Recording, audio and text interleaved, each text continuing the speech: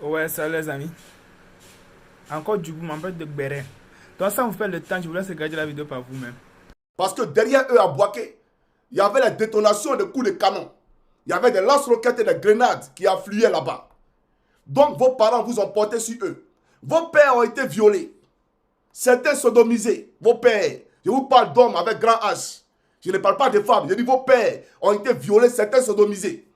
Et ils ont même fait des reportages documentaires, bien entendu, à l'Assemblée nationale devant tous les députés de Côte d'Ivoire. Mais ceux-là qui l'ont fait, c'est eux qui vous présentent à la télévision nationale Johnny Pacheco, Souleymane Bago Kone et la guêpe comme étant des déstabilisateurs, comme étant les gens qui portent atteinte à la sûreté de l'État. Ça nous présente. Et pourtant, moi, je n'ai violé personne.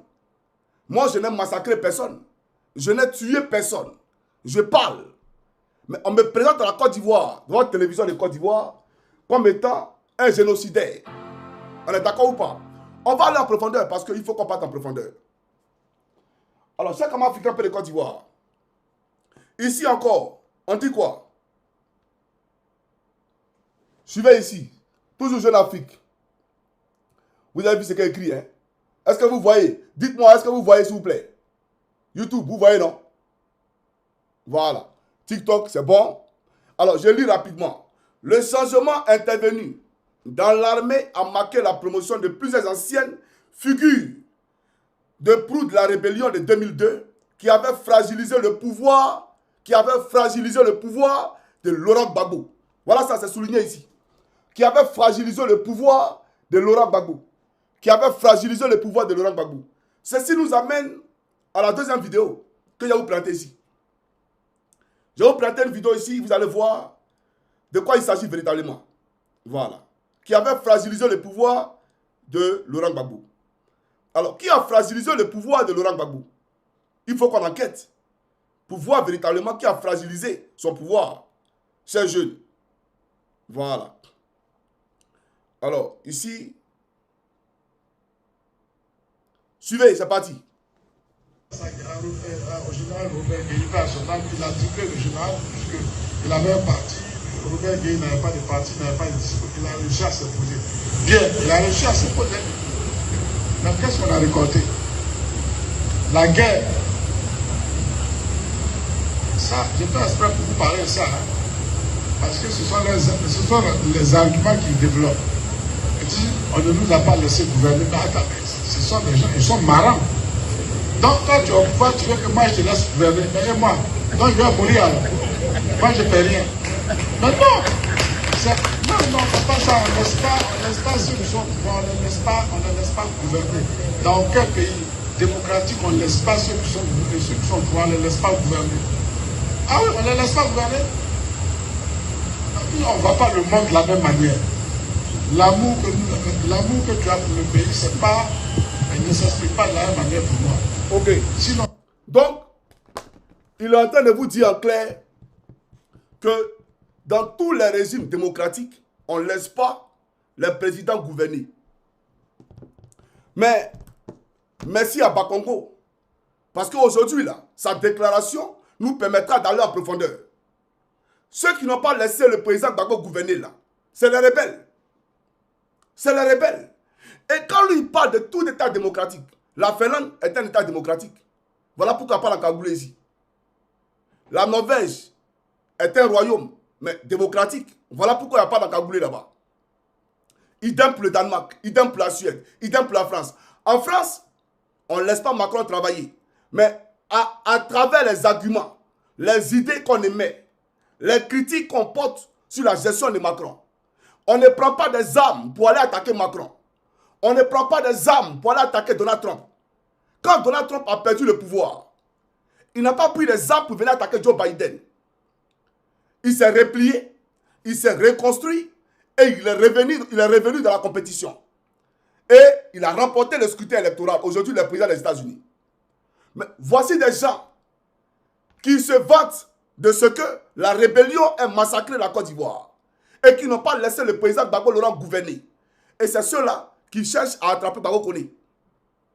Voilà ceux qui cherchent à arrêter Bago Kone. Voilà ceux qui cherchent à arrêter Johnny Pacheco. Pourtant, eux-mêmes, ils reconnaissent ici, il faut les mea culpa, en disant qu'il ne peut pas laisser quelqu'un gouverner. Mais ceux qui ne laissent pas vraiment gouverner là, c'est l'opposition d'aujourd'hui. Et ils critiquent. Si vous appelez que ce n'est pas vous laisser gouverner, et ils critiquent. Et ils ne prennent pas des armes pour venir scinder la Côte d'Ivoire en deux. C'est ça la réalité. Donc c'est les rebelles. Et quand on dit qu'ils sont rebelles, ils disent qu'on les insulte. Mais où est l'injure ici? J'aimerais qu'on situe l'injure. Ben Johnny Pacheco qu'on n'insulte personne. Je refuse qu'on me dise qu'il a insulté quelqu'un. Non, non, non, non, non. Je refuse qu'on me dise qu'il a insulté quelqu'un. Je n'ai insulté personne. Ils sont des rebelles, des génocidaires, des assassins, des voleurs, et je le dis. C'est ça la réalité. On va aller en profondeur. Donc maintenant que Cissé Bakongo a situé le débat, on va aller en profondeur, chers camarades. Alors, c'est lui qui a dit, hein, ils n'ont pas laissé Gbagbo gouverner. D'accord. Qui n'a pas laissé Gbagbo gouverner? Chers amis, suivez cette vidéo-là.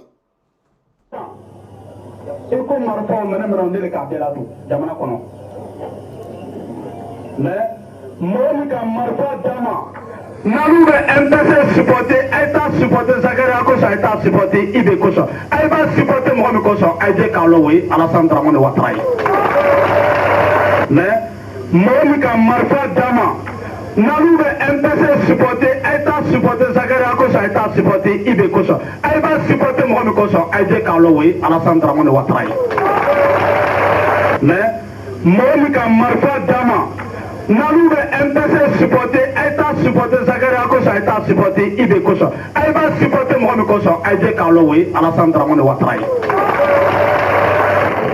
parce que an n'u tɛmɛ l'exil Alassane ne tɛmɛ an n'u balo an de mɛ donc an tɛmɛ jamana kɔ kan Alassane ne tɛmɛ malo fɛ k'a di an n'u ma karo karo a tɛmɛ miliyɔn 20 ni lorili bila. Voilà. Donc, celui-là, il s'appelle Kone Zakaria. C'était un chef de guerre. Et son QG, c'était à Vavois. C'est à Vavois qu'il avait bien entendu son quartier général. Et c'est de Vavois qui lançait des opérations contre l'État de Côte d'Ivoire. Aujourd'hui où je vous parle, chers jeunes, ce monsieur-là, il est à la tête d'une unité, d'un bataillon à Anyama. Et là-bas, on ne s'exprime pas en langue française. Et pourtant, en Côte d'Ivoire, nous sommes un État qui a un brassage de culture. Il y a 63 ethnies qui composent la Côte d'Ivoire. D'accord? Et donc, la Côte d'Ivoire, dépasse sa diversité culturelle, d'accord, a épousé ce qu'on a appelé la langue française, qui est une langue commune de base qui nous permet de nous exprimer les uns les autres.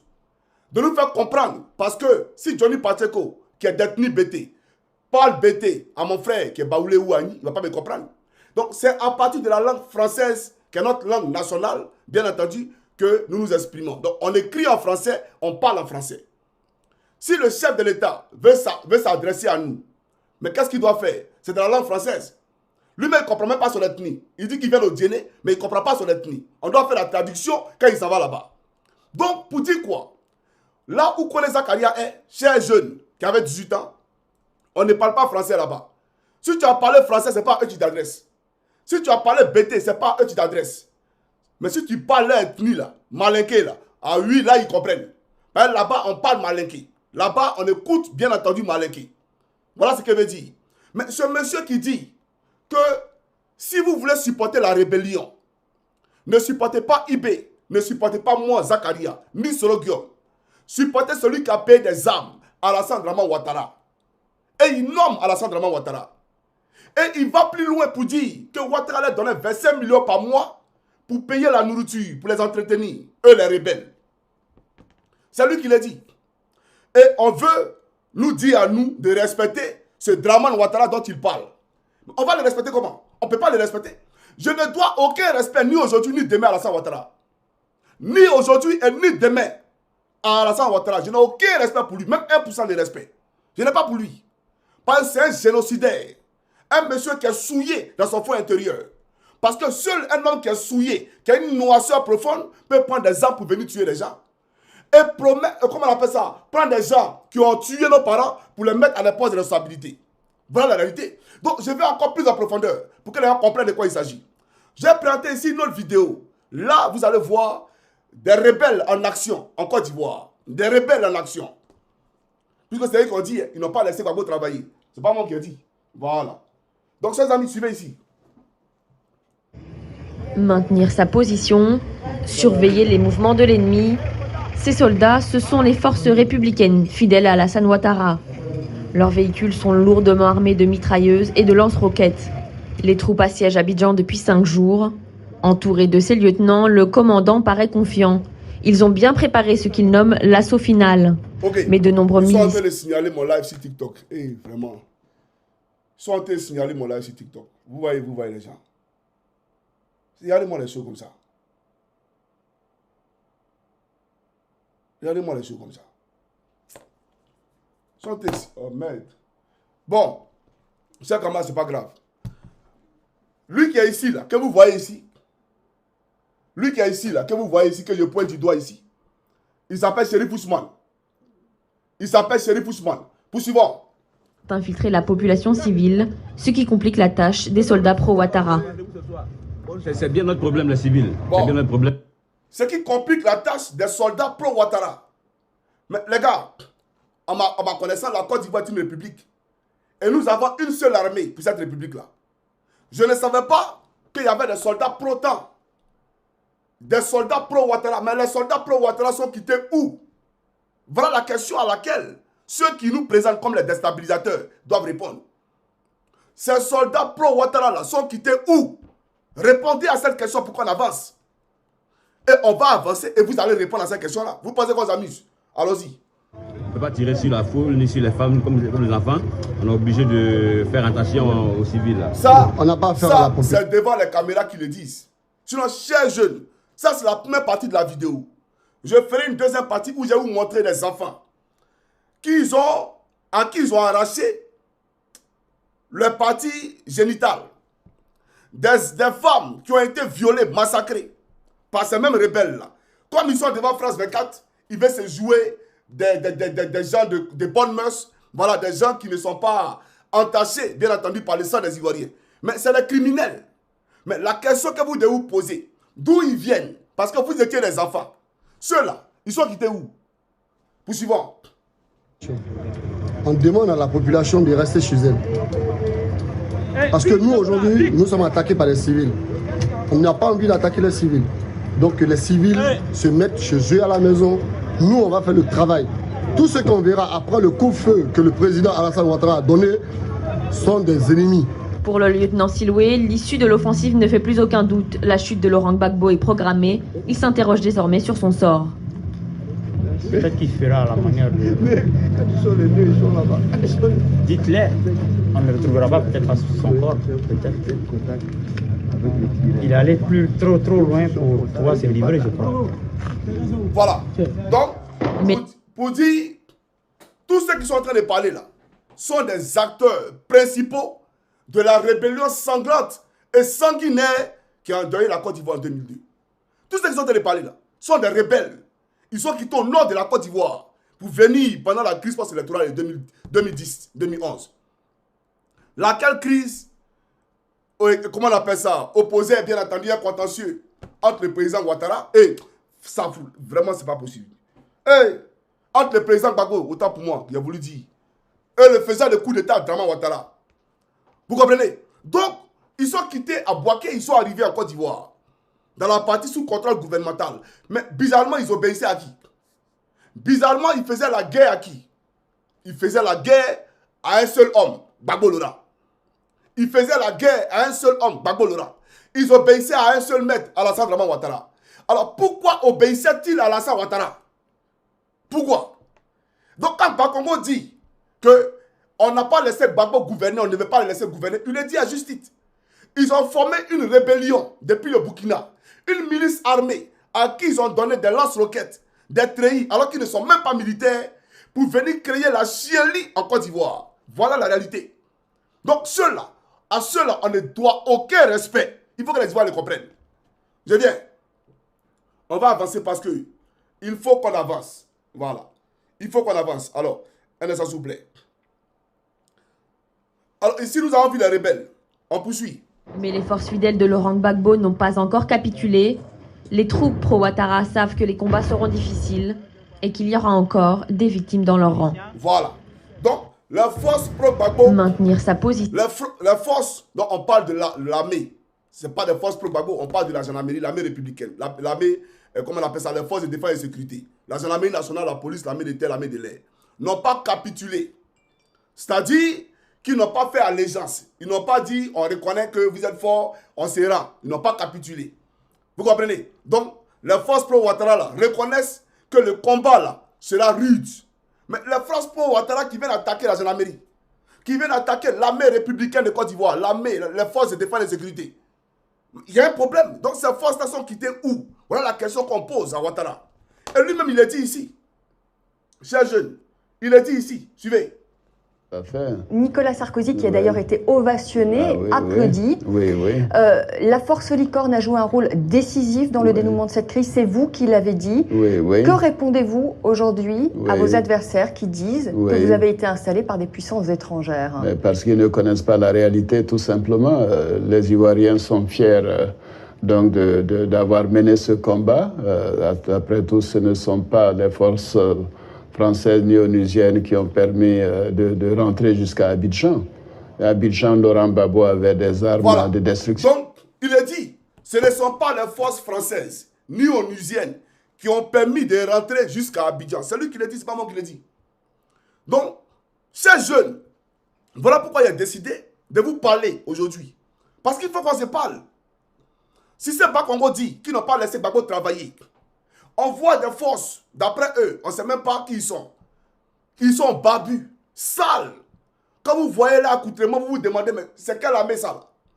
Mais ils disent qu'ils sont venus pour déloger Gbagbo Laurent. Et ils répondaient à un seul maître qui est Alassane Dramane Ouattara. Et Ouattara, ici, dans son allocution, nous dit que ce n'est pas l'armée française et l'ONU qui ont permis à ces forces de rentrer à Abidjan. Mais voilà les forces là, des rebelles. Et il est allé plus loin. Il nous a dit ceci, suivez. Première chose que je voudrais faire, c'est de faire des enquêtes, des commissions d'enquête sur la rébellion, pour savoir comment la rébellion a été organisée, qui l'a organisée, qui l'a financée, et pourquoi il y a eu tant de dégâts et de souffrances et de tueries de frères ivoiriens entre eux. Voilà. Donc je ne voudrais pas revenir, il faudrait... Voilà, donc il a promis qu'il allait faire une commission d'enquête. Et là, chers jeunes, nous étions en 2010, à la LTI. C'était lors du face-à-face qu'il opposait au président Laurent Gbagbo. Donc, il était en train de discuter avec un débat contradictoire qu'il opposait au président Gbagbo Laurent. Et il a promis qu'il allait faire la lumière sur la rébellion. Il allait faire des enquêtes pour situer les responsabilités des auteurs et des acteurs de la rébellion. Pourquoi les Ivoiriens sont massacrés entre eux? Pourquoi ils sont tués, etc., etc. Mais quelques années plus tard, à quoi avons-nous assisté? Je vais vous montrer ça ici. Vous allez voir. L'enquête que Dramane refuse de faire, là. Je vais vous montrer l'enquête ici. Suivez.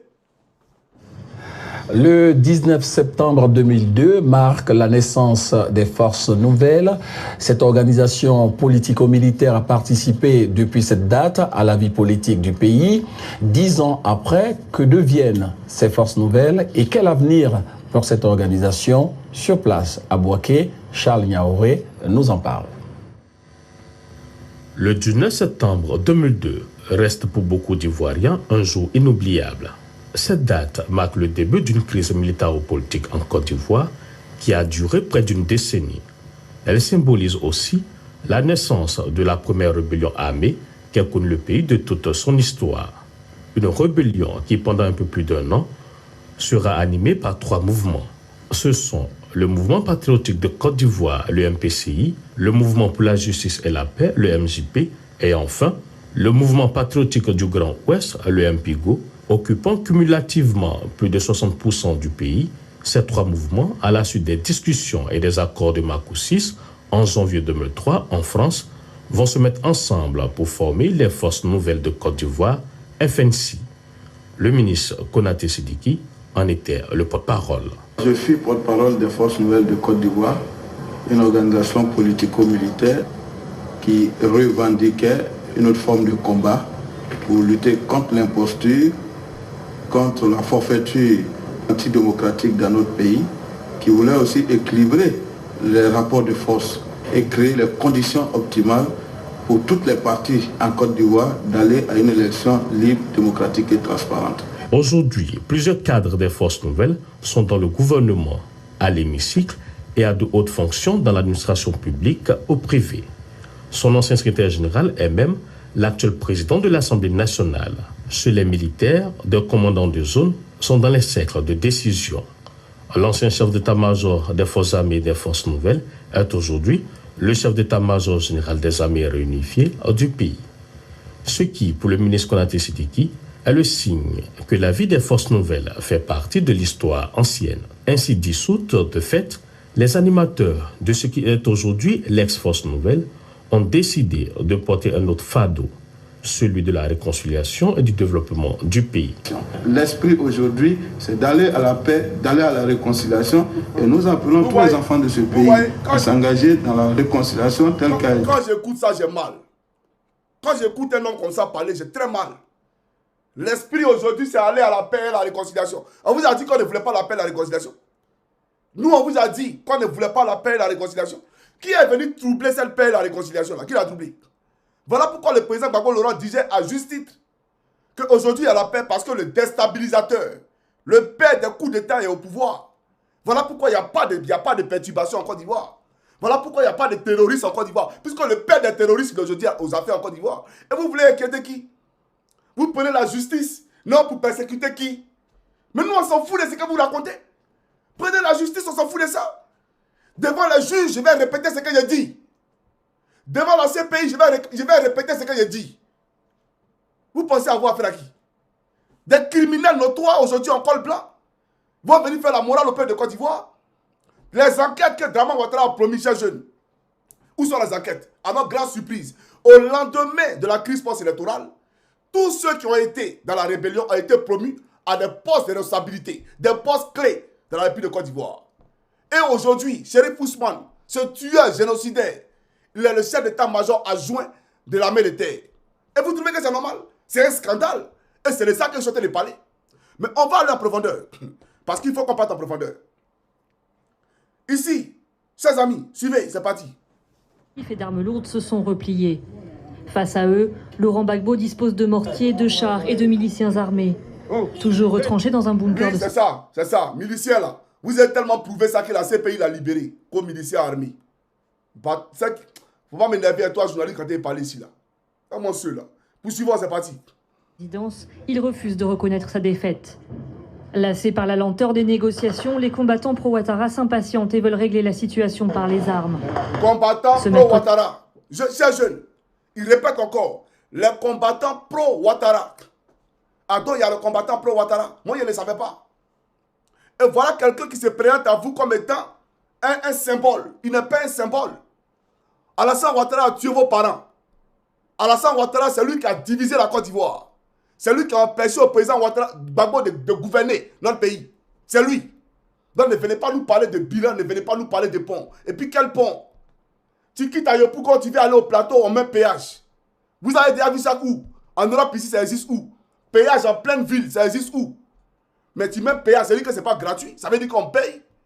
Et non seulement c'est crédit, tu as pris pour faire le pont, mais on doit payer encore pour passer sur ce pont. Toi, tu es comment? C'est-à-dire que tu nous endettes 2 fois. Non seulement la Côte d'Ivoire endettée pour la construction du pont, et nous, on doit venir payer encore pour passer sur ce pont. Et on dit, il a un bilan. Quel bilan? Sur la route, je te dis une chose, Dramane. Tu as mis péage sur la route de Lakota, Gagnoa. Ça là, il faut enlever. Ce péage-là, il faut enlever ça. Mais ce monsieur, il me pose la question, est-ce que ça va dans sa tête? Dans ton cerveau, il me demande si ça va. Cette route-là a toujours existé. Ce n'est pas une autoroute, ce n'est pas toi qui as construit la route là. La route, elle était toujours là. Il n'y a jamais eu de péage là. Une route simple comme ça, il vient mettre péage. Mais il y a quoi? Toi, tu mets des barrages partout, des corridors partout. Hier, on dit que c'est encore bien qui raquetait. Mais c'est Dramane Ouattara qui est devenu le premier raqueté en Côte d'Ivoire aujourd'hui. Pour aller dans notre village, tu mets péage. Mais comment tu vas expliquer ça aux Ivoiriens? Lakota Gagnoa. Il y a quelle route là, la petite main péage? Autant de Gbagbo, il y a la route. Autant de Kona Bédié, il y a eu la route. Où il faut mettre à construire sa chose là. Il n'a jamais mis péage. Mais tu mets péage là, c'est pourquoi? Il faut comprendre. En Europe ici, le péage là, Dramane, c'est sur les autoroutes. Sur les autoroutes, c'est là qu'on met péage. Mais toi-même, regarde, sur l'autoroute du Nord. Autoroute du Nord pour aller à Boaké, tu as payé péage. Je crois 3 fois. ce qui est aberrant, ce qui est anormal. Parce que c'est la même autoroute du Nord. Normalement, quand tu es sur la A1, je prends un exemple, hein, si tu as déjà payé pour rentrer sur la A1, tant que tu ne quittes pas la A1, tu n'as pas payé notre péage. C'est comme ça dans un pays de droit. Un pays moderne, un pays développé. Quand tu prends l'autoroute, la A1, là, quand tu es sur la A1, tant que tu ne quittes pas sur la A1 pour aller sur la A2, tu ne peux pas payer de péage. D'accord? Mais on suppose que la A1, là, c'est l'autoroute du Nord. Donc ça quitte à Abidjan pour aller jusqu'à Wangolo. C'est un exemple.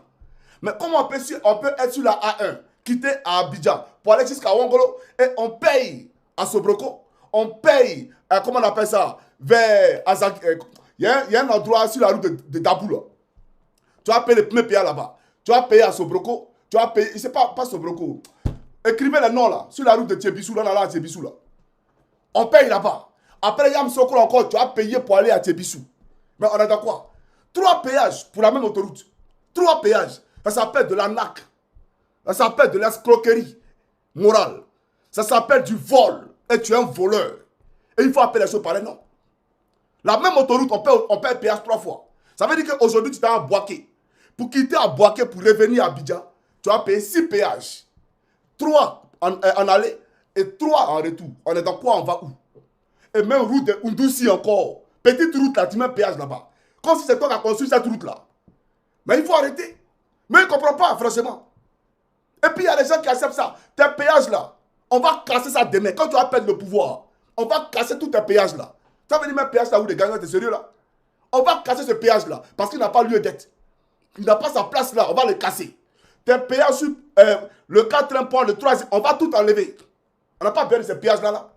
Péage sur 3e pont, c'est pourquoi? Péage sur 4e pont, c'est pourquoi? On va enlever ces péages là. Les Ivoiriens vont circuler librement. C'est pas nous on t'a payé à t'endetter. Espèce d'escroc. Chers amis africains, de Côte d'Ivoire. Alors, chers jeunes, c'était une parenthèse que j'ai refait rapidement parce que j'ai mal. J'ai très mal. Il a mis péage sur la rue de mon village. Pourtant, là-bas, les gens meurent. Les gens n'arrivent pas à se soigner. Les gens sont pauvres. Et lui, il s'en met péage là-bas. La route même que lui, il n'a pas construit. Lui, il s'en met péage là-bas. C'est en sérieux? Moi, il n'a jamais eu péage sur une route ordinaire. Le péage, c'est comme moi, je vois en Europe ici, c'est sur les autoroutes. Mais lui, il met péage sur une route ordinaire. Même pour aller à Boaké, pour aller à Katiola, il a mis péage là-bas. Lui, il aime les Ivoiriens. Il est venu pour les Ivoiriens. Il n'a jamais été là pour les Ivoiriens. C'est un escroc. Il faut appeler les choses par les noms.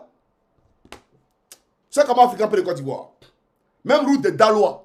Route de Daloa pour aller de Boaké, de Yamsokro à Daloa, il a mis péage. Yamsokro, Daloa, tu as mis péage. Putain, c'est même pas autoroute. Tu as mis péage là-bas. Mais autant de Gbagbo, il y avait la route. Autant du Fou, il y avait la route. Autant de Konan Bédié, il y avait la route. Il n'y a jamais eu de péage là-bas. Mais le péage que tu as mis là-bas, c'est pourquoi? On veut comprendre. Les gens n'arrivent même pas à manger. Ils n'arrivent même pas à se soigner. Et toi, tu mets péage, c'est pourquoi? Sois sérieux. On va avancer.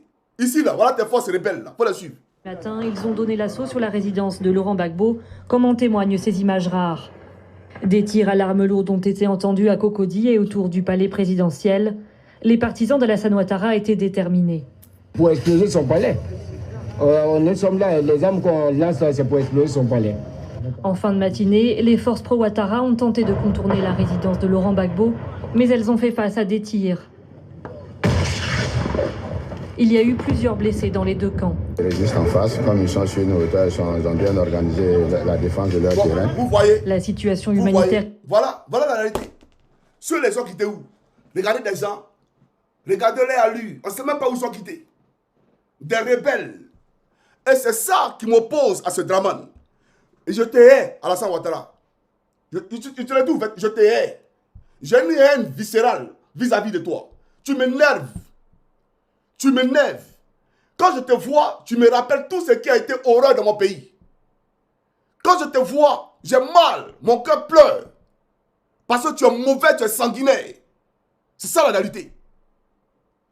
Ceux les gens qui étaient où? Faut venir qu'on en parle. Et vous allez venir ici prendre Gbagbo Koné. Un Gbagbo Koné Ouattara qui est mauvais. Un Gbagbo Koné et Ouattara qui est le perturbateur de la Côte d'Ivoire. Cet assassin meurtrier là, qu'on respectait Dramane. Moi je ne suis pas dans Sodome et Gomorrhe. Hein. Nous là, on n'est pas dans Sodome et Gomorrhe. On mène un combat de liberté, de justice et d'égalité. Ce qui se passe en Côte d'Ivoire, ce n'est pas la justice et ce n'est pas la légalité. Et ce n'est pas l'équité non plus. Parce que les massacreurs d'hier, c'est eux qui sont devenus aujourd'hui des gouvernants. C'est eux qui nous dirigent aujourd'hui. Et nous, on a s'asseoir pour les regarder. Jamais. Et on parle de ça, il va faire 4e mandat. On t'attend, il ne faut pas te presser. C'est pour ça que tu nous persécutes, non? C'est 4e mandat, c'est pour ça que tu nous persécutes. Il ne faut pas te presser. Comme si Gbagbo, Laurent lui-même a fait un mandat. Laurent Gbagbo n'a pas fait de mandat. Vous avez divisé la Côte d'Ivoire en deux. Et il a partagé son régime là avec les Adjoumani, ces voleurs là. Les Patrick Hachi, ces traîtres là. Et tous étaient dans son gouvernement.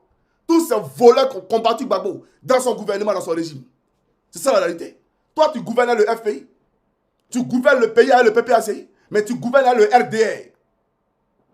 Et nous, on parlait pour notre pays, la Côte d'Ivoire. Vous allez nous empêcher de parler pour notre pays, la Côte d'Ivoire.